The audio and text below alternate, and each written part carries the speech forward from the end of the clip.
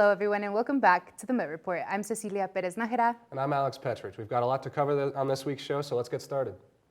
Auraria is home to the artists at work. Whether it be theater, music, or sculpture, the campus is adorned with creative expression, and it's about to get much more colorful. 2 new murals are being painted on the walls of the Health Center and North Classroom building, commemorating the rich multicultural history of Denver. Korean-American artist Corey Feder's mural being painted on the North Classroom building will be formally unveiled on Sunday, October 1st at 10 a.m. The mural is meant to celebrate Asian American history of the city, drawing from the artist's memories and experiences with vibrant colors and characters from Asian folklore. Mexican artist Spike is working on the mural right across the street entitled Unidos. The vast project covers a portion of the Health Center's east wall. The murals commemorates the 200th anniversary of diplomatic relations between the United States and Mexico, as well as the lives and stories of Mexican-American families that lived in Auraria neighborhoods generations ago. The formal unveiling of Unidos will be Tuesday, October 10th at 11 a.m. There will be food, performances, and remarks from Denver Mayor Mike Johnston. This past Wednesday, the STEM Career Fair took place in the Tivoli Turn Hall. The fair offers an opportunity for students in STEM to network and find jobs. The event is put together by the C2 Hub. Employers such as Ball Aerospace and Ball Corporation, Benesh, Brooks Source, City and County of Denver, Denver Water, the FBI, and many more were present. All majors were welcomed, and there was a resume workshop upstairs along with headshots for LinkedIn profiles. If you missed the career fair or did not have an emphasis on your area of study, not to worry, because the Career Carnival will be happening on October 31st, and on November 8th, there will be a fall job and internship fair for all majors. MSU Denver is receiving a whopping $500,000 to help train students in cybersecurity. The state of Denver awarded Metro State University the money with the goal to train 100 first-year cybersecurity analysts. Students at MSU will work to oversee Project Pisces in Colorado, which is a nonprofit organization providing free cybersecurity monitoring and protection. Training for the future of cybersecurity is becoming more and more important, especially in Colorado due to a large federal and military presence in the state, as well as our continually growing metro and rural populations, says Attorney General Phil Weiser. Since many smaller communities in Colorado do not have the budget to properly respond to these threats, the state's award to MSU Denver is to help better train students to protect residents from the preventable cybersecurity threats and breaches. This past Wednesday, the Latinx Heritage Month kicked off with a Loteria.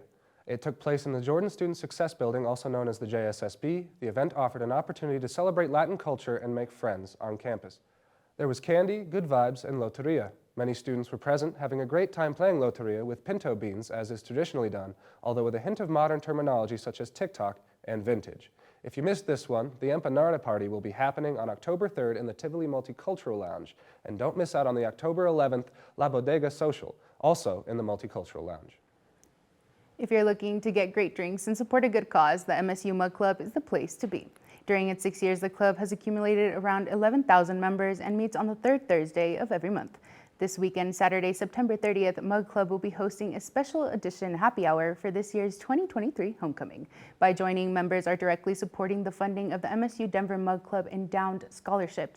The scholarship will be awarded to a student majoring in brewery operations. For a one-time fee, members have access to benefits like 1 free beer and 1 free appetizer during happy hour and $1 off every beer after that. MSU Denver students and alumni can join for $25, faculty and staff can join for $60, and community, friends, and family can join for $100. For more information, you can visit tivolibrewingco.com/MSU Denver Mug Club. In light of the current United Auto Workers strike going on right now, workers' rights are a hot-button issue, especially on campus. Our reporter Miah went to an event centered around this very topic. I'm on campus where there is a discussion being held in the Auraria Turn Hall on capitalism and workers' rights. Let's have a look inside. On Thursday, the Denver Project for Humanistic Inquiry came to Auraria Turn Hall to lead a discussion on how and why the category of class has been eclipsed by other forms of identity in American politics. He went over topics such as workers organizing, unionizing, and other strategies to advance the rights of workers. You need to band together to make demands on the employer, but in so doing, you will become the victim of the employer. How? Because you're already a victim, you now become a larger. So the first constraint is, you know that you're gonna get fired, and so your reasoning is, it's better to have a shitty job than to have no job. In America, compared to most other countries, it's not just that it's hard, labor law makes it virtually impossible to to organize a union in those situations when bosses decide they don't want it. Labor law is structured in the United States in such a way that it amplifies all the advantages employers have over their employees. Professor Chiver Vivek, academic and author of Confronting Capitalism, engaged with students to review unjust labor laws, followed by allowing students on campus to raise questions. After taking questions, Chiver warned about the dangers of ignoring social indicators of growing inequalities. I was also able to speak with one of the volunteers with Denver Project for Humanistic Inquiry. Yeah, we're here today to talk about making class matter again. It's a visiting professor from New York University. His name is Vivek Chiver, and he's talking about saying that the capitalists have no motivation to talk about class. Their motivation is to make themselves wealthy, and it is the working class, the working people, who have a motivation to talk about class. So that's what his emphasis is right now. To get more involved with Denver Project for Humanistic Inquiry, go to www.dphi.org. Coming up next, Colorado going through an outbreak of West Nile virus. Mayor Johnston institutes the first of his homeless sweeps. And the Broncos take part in a historical game. Stay tuned after the break for all this and more.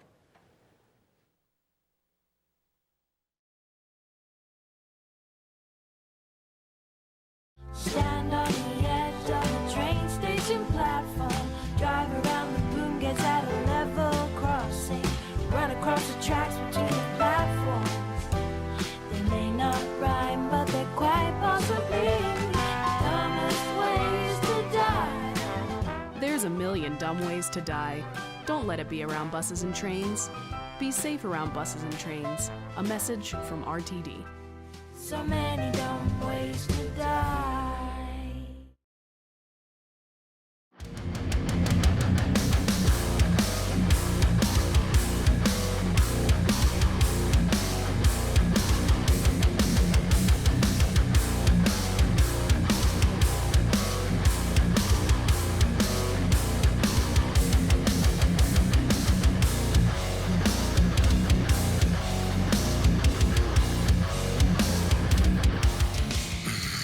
Biker Jim's brother. All right, welcome back from the break. Are you interested in art showcases, and do you love exploring different galleries? If you do, then the Santa Fe Art Crawl is there for you. Our reporter Anissa Mohdreza has the story. Santa Fe Drive is home to one of the most famous Denver art scenes. Their mission? Promoting the Santa Fe area while also respecting the Latinx community and culture. With many events going on like their First Friday and Last Sunday art walks, this is something you do not want to miss. While the First Friday events are typically in August, the Last Sunday is something that happens every month. Artists open their galleries to the public for free so that potential patrons can roam around the block and explore the hundreds of different styles and visualizations vendors have. But that's not all the Santa Fe Art District has to offer. Many small businesses offer their services during this event, like cafes and boutiques, where art appreciators can buy some goods or snacks while on their stroll. So make sure to check out what other festivities they offer for the public on their website, denverartdistrict.org. The West Nile virus is taking over Colorado, and experts are letting everyone know how to keep yourself safe. As of last week, Colorado has the most number of cases of West Nile virus out of any state in the country, with 435 confirmed cases, and out of those, 262 have been hospitalized. The virus is spread through the bite of an infected mosquito and cannot be passed person to person. The Colorado Department of Public Health and Environment has said that the amount of mosquito activity is decreasing and will continue to do so with the cooling weather. However, everyone should still take precautions against the virus. If you can help it, try not to be outside at dusk or dawn, as these are times of high mosquito activity. When you are outside, wear long sleeves and pants, and always wear bug spray, especially ones that contain DEET, to keep yourself safe. Colorado commuters are no strangers to express lanes on the state's highways, and plenty have tried to bend the rules, weaving across the double white lines to avoid paying fees. But with the aid of new technology, that is fast becoming a thing of the past. I talked with Tim Hoover, a CDOT representative, to get more on the story. It was only a matter of time until technology caught up with bad driving habits. With the help of a roadside infrastructure company called Blissway, CDOT has been rolling out new monitoring systems for the state's express lanes, which can tell if you cross double solid lines at any point on a highway. The big question is, how? I spoke with Tim Hoover, a representative from the Colorado Department of Transportation, to learn more about what exactly goes into this technology. Well, the gist of it is that we use cameras and then an array of roadside sensors. And then really software is kind of the workhorse of this operation. You know, it's just around the kind of stuff that you would expect, which is a combination of complex algorithms that working together, they can essentially identify cars that are weaving. We can also identify cars that are oversized for the Mountain Express lanes or driving in it when it's closed. In an effort to ease the new system, CDOT will be issuing warnings to drivers who cross double solids, but after 30 days, if another offense is committed, the warnings will end and fines will be issued. The fine amount will be set at $75 if paid within the first 20 days of the offense. If it is not paid, the fine goes up to $150. Allowing these fines to pile up could result in drivers not being able to renew their plates. The system has already been implemented on parts of the mountain passage of I-70, C-470, and on segments of I-25 North. The next areas will be the I-25 South Gap between Castle Rock and Monument, and the middle part of I-70, both of which will open next year. While some drivers may be inclined to still skirt the rules, Hoover told me it's a fool's errand to try. You really can't avoid them. So there's people that believe that they can put plastic covers over their license plates and avoid having the cameras see them. They won't have that luck in our lanes. We can see you. Even if you put a tinted one over your license plate, we can see straight through that. If you have a temporary tag and you put it in the back window, we can see that. Don't cross into these express lanes over the solid lines. The cameras are going to see you and you're going to get a fine. As this new technology gets implemented across Colorado's express lanes, Mr. Hoover gave advice to drivers on how they can better access the other side of the lines. I would always encourage people to get a switchable transponder if they don't have one. So that's really important, because if you don't have a switchable transponder and you drive in the tolled lanes, you're going to pay the license plate toll rate, which is 40% higher on average. Finally, I would just say, if you're somebody who is weaving in and out of the lanes over those solid lines, you need to understand that you can't keep doing that. Maybe you've been doing it for a while and have been getting away with it. That's all changing. For the MetReport, I'm Alex Petrich. After 148 days on the picket line, the Writers Guild of America has reached terms with the major entertainment companies, signaling a return to work after a hard-fought battle for better working conditions. The WGA represents over 11,000 television and film writers in the United States, and on May 2nd of this year, they walked out of work when negotiations with the major studios fell through. For nearly 5 months, they took to the streets of Los Angeles demanding proper compensation for their efforts, safety from artificial intelligence programs, and scriptwriting residuals when shows or films are rebroadcast by the studios. While the official wording of the new deal is still tentative, the agreement has given the writers many of the gains they were asking for. And though the writers can return to work, SAG-AFTRA, the union representing over 100,000 actors, remains on strike, with the studios' negotiations still up in the air. The Federal Trade Commission, as well as 17 state attorneys, sued Amazon Tuesday, alleging the website's monopoly of online retail, as well as overcharging its sellers. In the lawsuit, the FTC alleges that Amazon is violating the law because of its anti-competitive practices in ways that prevent sellers from offering lower prices on competitive sites. This also prevents Amazon's competitors from growing or new competitors from forming, as well as gaining a mass of sellers and customers. The lawsuit also includes the site's problem of high fees they put on their sellers. According to FTC, Amazon, quote, takes close to half of every dollar from the typical seller that uses Amazon fulfillment service. Amazon made a response Tuesday stating that the FTC's practices, quote, helped to spur competition and innovation across the retail industry. They also state that the lawsuit filed by the FTC today is wrong on the facts and the law, and we look forward to making that case in court. Stay tuned, because after the break, we have Fabrizio Escalona with politics. We'll be right back.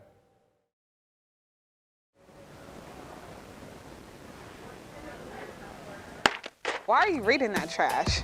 Read the Metrosphere. Metrosphere is a magazine that highlights art, literature, and culture on the Area campus and the surrounding Denver area, created by journalism students while featuring work from English, art, journalism, and design students. Who are you talking to? At Metropolitan State University of Denver, our mission is to provide high-quality, accessible education that prepares our students for successful careers, postgraduate education, and lifelong learning in a global and technological society. Our values of diversity, access, and community help us provide opportunities for our students from all over the globe. In fact, we've just been named a diversity champion by Insight into Diversity magazine for 2016. Because at MSU Denver, we believe in transforming lives.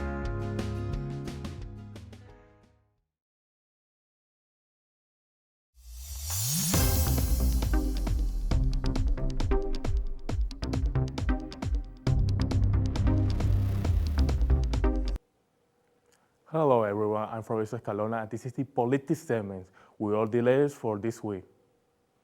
Denver's Mayor Mike Johnson declared an emergency over the homelessness there in Denver July. These plans are now being put in effect. Crews in Denver cleared up a homeless camp in 8th Avenue and Logan Street Monday and Tuesday outside the governor's mansion. Rather than moving people into the separate corner or a different camp, Johnson plans to move these people into a hotel units from temporary living. The hotel in which is home for many of these people had a set of rules: no drugs, no alcohol, and no visitors, including family. In exchange, they offer shelter and services. This is one of the reasons why not everyone from the clear camp moved in. However, one homeless advocate group states that at least 20 people were not let due to the hotel being full. There are also concerns that Johnson's program will not help everyone, as well in temporary living will sustain everyone. Denver Public Schools last week to join a lawsuit against various social media organizations, which might alter the state of technology uses in schools. Our reporter Noah Blood has more. DPS has had many issues with student safety in the last year, most notably a shooting that took place in East High School back in March, which was perpetrated by a student who was later found dead. Some officials within the school system have blamed social media companies for glorifying dangerous actions. There was a particular incident at my son's high school that just sort of lingers in the back of my mind. What I can share with you is there was a scare that the school had because a student was posting on social media a threat about carrying a gun in the school and thinking about shooting a particular group of friends. You know, DPS had to use school resources and DPD to basically remove all the students out of the school, and then basically do a quick scope of every classroom, of every room, every corner of the building, and then found that everyone was safe. The actual student in question that was posting on social media was not even in attendance at the school that day, was not present in the building at all. So all the students eventually were, the students, the staff, everyone was allowed back into the building eventually. While on the other end of the spectrum, there are simpler concerns about distraction in the classroom resulting from addictive algorithms. Where they're relying on advertising to generate the revenue for their business and to grow the business. And they know that this income basically necessitates that users go back to use constantly, return back and to these platforms, right? They develop these manipulative algorithms. I'll call them manipulative algorithms that are designed to keep the users, the students, constantly engaged in returning back to these platforms. The board unanimously voted to join the case against companies like TikTok, Snapchat, YouTube, and others, which also includes over 200 school districts across the U.S., and will ask for damages based on the amount of learning time that was calculated to have been lost to social media use. Denver Mayor Mike Johnson has released a Bush letter nearly an 800 page on his plans for the 2024 budget of $1.74 billion. The budget taking place next year has increased by 3.7% from this year's budget on the 1.68 million. The mayor is believed to focus on 5 priorities that he says will make Denver better, which included safe neighborhoods, affordable living, a reliable downtown, a green Denver, and housing for all. The online of these budgets includes up to $100 million on affordable housing, $9 million on safe neighborhoods, $19.1 million on making Denver green, and $39.2 million on housing for all Denver. Johnson has already begun moving homeless people to hotels. If they are already, these actions will take place next year if Denver City Council approves his budget proposal. The Colorado legislative session is currently in turn. Although no policies are being passed, there are still things going on down at the Capitol. Our reporter, Miah had this scoop. The legislative session is from January until May. However, some operations and procedures still go on. I'm going to take a look on the inside to see what's going on during the interim session. Let's take a look. The time between legislative sessions, known as the interim, can be just as important as the session. Committee studies include oversight, are among the most important functions of the lawmaking process. Lawmakers and legislative staffers use this time to do research, data collection, and prepare for the legislative session. I was able to speak to Rep. Hernandez, the first member of Gen Z to serve in the Colorado House. What's good, John? My name is Steven Hernandez. I'm the first member of Gen Z in the Colorado House. I'm 26 years old. I'm a Chicano from the north side of Denver. I'm very proud to be from the city. As a state legislator, I'm really I'm looking forward to getting into some good work to help our community to be able to change our social conditions a little bit, to get kids fully funded public schools, making sure that we can get people housing that stay housed, making sure we prevent things like homeless sweeps that aren't yielding actual housing results, and ultimately making sure that we have communities that can thrive for Black and brown people, for queer folks, for indigenous folks, and making sure that this system that we've set up for all of us works for all of us. So it's good to meet y'all. Holler at me. A number of committees meet during the interim months. These committees include the ongoing statutory year-round committees, as well as the one-time interim committees created by the legislator to study and recommend legislation of timely and important issues. As for the House and the Senate, as you can see, they are currently on recess. For more information on legislation or interim committees, go to www.leg.colorado.gov/interim schedule. November 13th of this year will be 1 year since 4 students from Idaho University were fatally stabbed to death in their off-campus home. Now it goes to trial. Brian Kohlberger is the main suspect of the crime and was expected to show in court on October 2nd of this year. The trial has now been postponed as Kohlberger has waived his right to a speedy trial, and the judge on the case has accepted his waiver. The defense attorney of this case says they will not have enough time to effectively present their case on the second. Investigators were able to match the DNA found on the night sheet left at the scene to Kohlberger and Puer says phone records, along with street cameras putting his Hyundai Elantra in the area at the time of the killings. Ethan Champion, Madison Morgan, Sienna Coronado, and Kelly Gongalves are the 4 victims. And that's a wrap for politics today. Stay tuned, because we got Sassy with sport right after the break.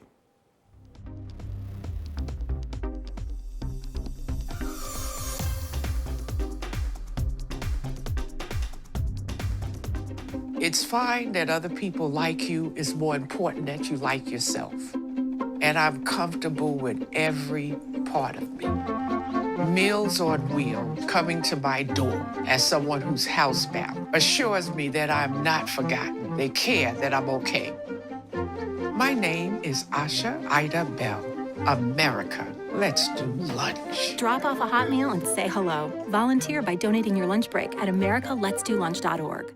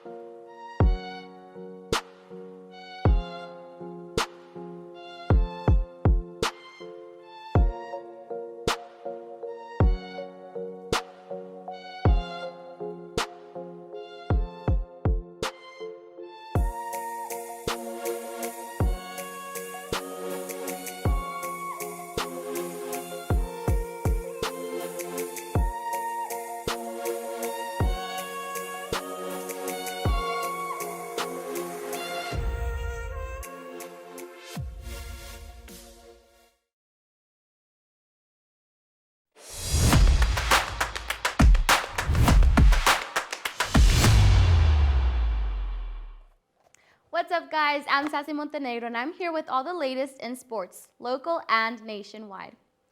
Bad news for UNC Club Hockey, who have been suspended from play until the 2026 seasons after allegations of hazing and underage drinking were brought up against the team last spring.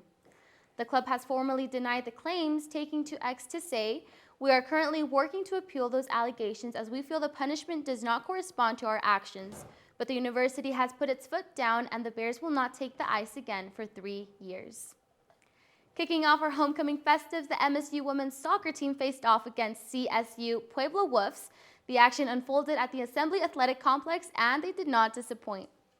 In an exciting match, the MSU Denver emerged victorious with the final score 3-1 with incredible goals from Brooklyn Gold, Sammy Springs, and Monica Yoder, an impressive display of teamwork and skills. The Roadrunners had the fans on the edge of their seats. The celebration won't stop at the final whistle. Saturday morning, MSU Athletics is hosting a 5K run at the athletic complex as a testament for the Roadrunners' commitment to health and fitness, followed by the Hall of Fame ceremony at the Tivoli Turn Hall at 6 p.m. Wrapping up Hoka weekend in women's soccer versus UCCS at 1 p.m. at the athletic complex. There was a jaw-dropping turn of events in the world of sports, and it's a day that the Denver Broncos will never forget. It's still big news for Miami Gardens, Florida, where the Broncos were left stumbling from a 70-20 loss to the Miami Dolphins. Denver's defense crumbled, yielding nearly 800 yards of total offense. Denver Broncos coach Sean Payton didn't mince words, describing it as embarrassing in a post-game news conference that lasted less than 5 minutes. Well, stay tuned and make sure to keep you all updated on what is now NFL history. Well, if that wasn't bad enough, this will certainly put the cherry on top of the cake. Deion Sanders and the Colorado Buffaloes has storied season already, but their undefeated record was bound to come to an end, and it did in a dramatic fashion this past Saturday with a 42-6 loss to Oregon. The game was basically over from the start as the Ducks quickly raced out to a 13-0 lead in the first quarter before pouring out another 22 points in the second, giving Oregon a 35-0 lead at half. But the season is still not over for the Buffs, so we'll just have to wait and see what they do to get their head in the game. In a shocking turn of events, 7-time All-Star Damian Lillard is heading to Milwaukee to join Giannis Antetokounmpo, Chris Middleton, and the rest of the Bucks. A blockbuster 3-team deal was made this past Wednesday that included the Portland Trail Blazers, Milwaukee Bucks, and the Phoenix Suns. Nobody expected Dame to go to the Bucks. Many actually thought he would surely join either Jimmy Butler or the Miami Heat, or even Scottie Barnes and the Toronto Raptors. But the veteran sharpshooter stunned us by heading towards the 4-1-4. With Lillard joining the 2021 champs, Drew Holiday and DeAndre Ayton heading to Portland, Yusuf Nurkic and Grayson Allen going to the Suns, the landscape of the league looks a little different heading into this next season. But hopefully this change of scenery can lead to another Nuggets title. Dear John? More like Dear Travis. It looks like Travis Kelce is the latest name in Taylor Swift's love story after she was seen attending the Chiefs' win over the Bears this past Sunday from his suite. Our reporters Brandi and Cecilia hit the streets to see what students think about the latest celebrity crossover. With Kansas City Chiefs star tight end Travis Kelce allegedly dating Taylor Swift, are we about to witness a new love story? We're taking to the streets to ask fans if Taylor Swift has put Travis Kelce on the map. Let's go find out. Are you ready for it?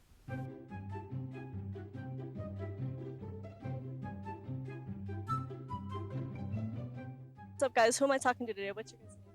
I'm Trey. Go on. It's nice to meet you guys. Do you mind if I ask what NFL teams you guys are fans of? The Carolina Panthers. I like the Cowboys, bro. Cowboys. Raiders. The Broncos. And I watch the Packers, and I really like the Dolphins. I'm always been a Broncos fan. And do you know who Taylor Swift is? Yeah. A little bit. So do you guys think that Taylor Swift put Travis Kelce on the map? No, absolutely. No, I don't think so. Oh, yeah, definitely. I mean, I think there was more Travis Kelce jerseys bought than, like, ever before because she was at the game. Not even with the increase in his jersey sales and everything?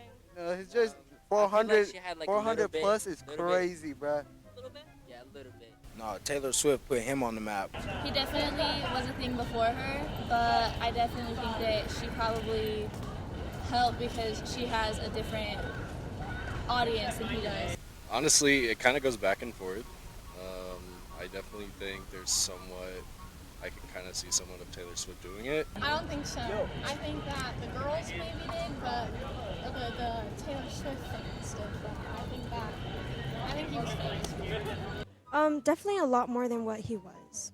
I don't know who he is. Do you think that Taylor Swift put Travis Kelce on the map? I don't know who that is. You heard it here first. Yeah, them boys was geeked over her being up there. They was all Taylor Swift. Like that shows like with the levels of who's famous and who's really not that famous. So, but yeah, that's crazy. She went to that game. Everybody loves some Taylor Swift, boy. Well, we got some pretty mixed reactions, so I think the answer is still pretty much up in the air. So what do you guys think? Who's more famous, Taylor Swift or Travis Kelce? Be sure to let us know. And that's it for sports. Now back to you guys at the desk.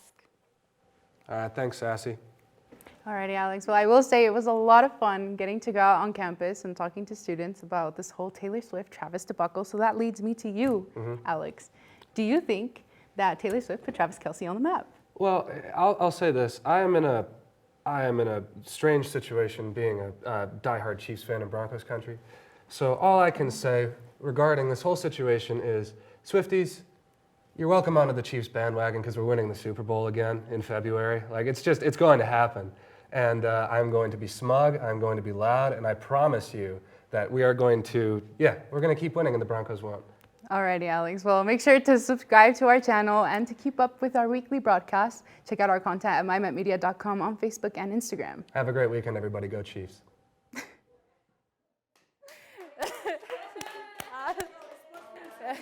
We ain't doing that again.